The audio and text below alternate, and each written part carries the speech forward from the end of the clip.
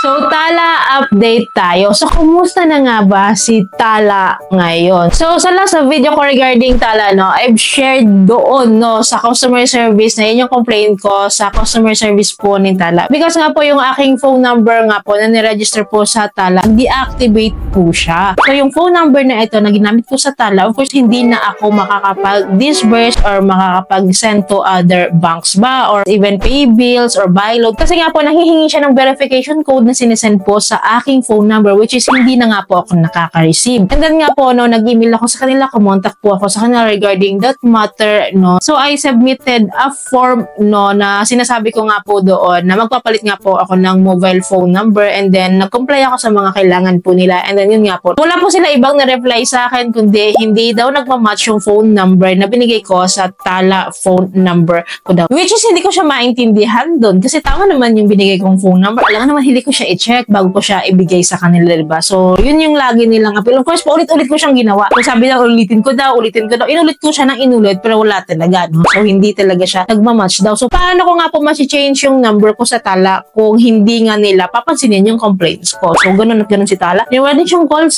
wala din siyang calls sa akin. Kasi sayang kasi meron tayong offer dito sa Tala. Anyways, na i-share ko na rin sa inyo, no, yung update dito sa Tala. Magkano na yung interest rate niya ngayon? Kasi nga po before, diba, wala siyang service fee, ngayon meron na. Bukod doon sa interest rate nila sa atin, which is dati wala naman yun So ngayon, sisilipin ulit natin, papakita ko sa inyo, ha. So nanghihinayang kasi ako dito kasi hindi ko siya magamit. So anyways, ito siya. So open lang po natin itong Tala app. So anyways, no, makikita nyo dito sa dashboard, no, I have my Tala limit here. Meron daw akong cash available. So anyways, no, my Tala limit daw po is 3,000 pesos. So malaking bagay rin naman talaga sana ito. So click na natin itong okay. Click natin itong borrow again. Try natin. Borrow again. So click natin yan. So kapag nag-borrow again tayo, ang dami pa niya hinihinging mga info. Hindi katulad sa iba na kapag meron tayong available offer, di ba, mabilis na lang mag-disburse, yung interest rate agad, breakdown agad, summary agad lang. So dito kapag naghiram tayo ulit, marami pa siyang mga katanungan, marami pa siyang mga surveillance talaga. So anyways, na nakalagay dito, what would you like to use your cash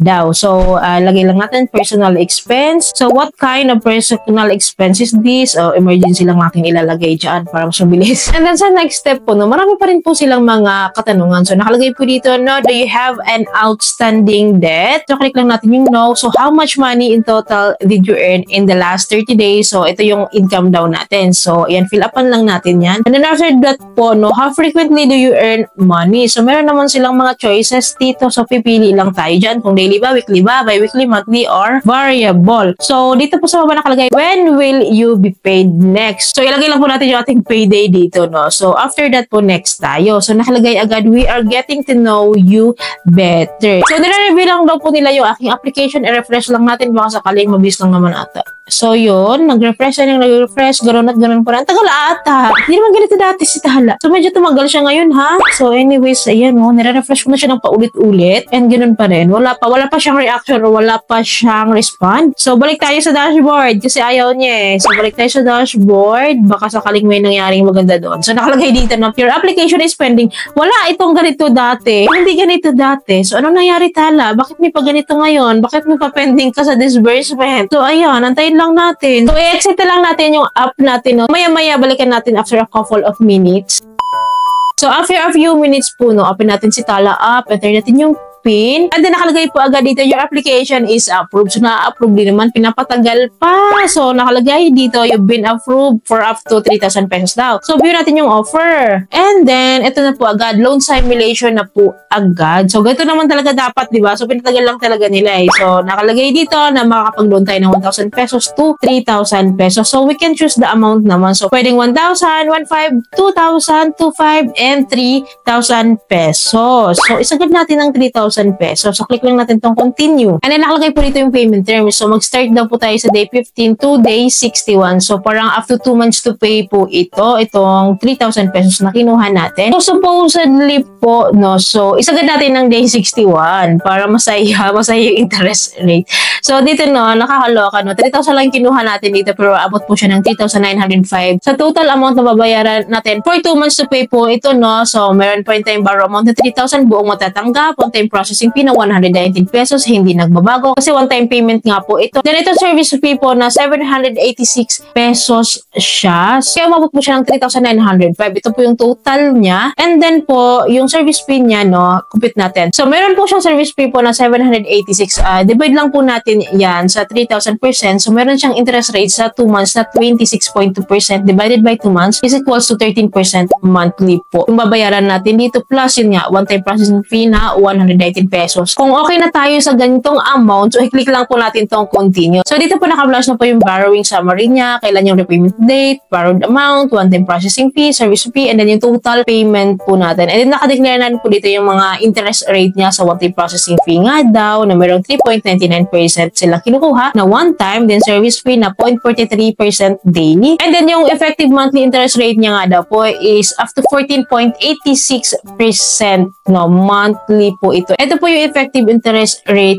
nila. So, meron silang conditional charges that may apply. Kapag late daw tayo nagbayad, meron silang pinapakong na 5% of outstanding amount if unpaid by. So, ngayon, kung decided tayo na mag-apply dito, i-click lang natin itong terms and condition nila and then click natin itong accept. So, ako sana, sometimes talaga, gusto ko talagang i-borrow tong si Tala, which is hindi ko na talaga siya magawa ngayon kasi gawa nga po ng issue ko sa kanilang phone number. Na-deactivated na nga po yung phone number ko and hindi ko siya madidisburse kasi sa akin Gcash account or sa other e-wallets, other bank transfer po. Hindi ko po siya madidisburse din kasi nga po nagre-require sila ng verification code na sinisend po sa aking phone number which is hindi na nakaka-receive po ng text messages or ng SMS po itong phone number ko po na ito. So anyways, nadi-disburse naman po siya. Maloloan pa rin naman talaga natin ito. Pwede naman po no na hindi siya nanghihingi ng verification code. Kapag po ang pinili po natin is isi-send natin siya or ita-transfer natin siya sa ating Tala wallet. So itong Tala wallet na ito, from Tala wallet, tayo na po ang magsisend sa ating Gcash account ba or sa other bank transfer pa or sa other e-wallet pa. Kasi yun nga po, ang problema ko nga po kasi kapag ganun po yung proseso ko is nanghihingi nga po sila ng verification code which is hindi ko nga po talaga maibigay yun kasi hindi na nga po nakaka-receive. Kaya nga po nananawagan talaga ako dito sa Tala, no? Sana naman madali kayong i-reach out kasi ang hirap-hirap nyo i-reach out, hindi kayo responsive. So ito Tala Loan App, one of the best customer service daw sa mga lending platforms, online lending platforms. Pero bakit ganito? Ang hirap niyong pakiusapan and ang hirap ng customer service nyo. Hindi ako mo-dating. So magaling lang talaga kayo, no? Kapag nangangailangan kayo sa amin,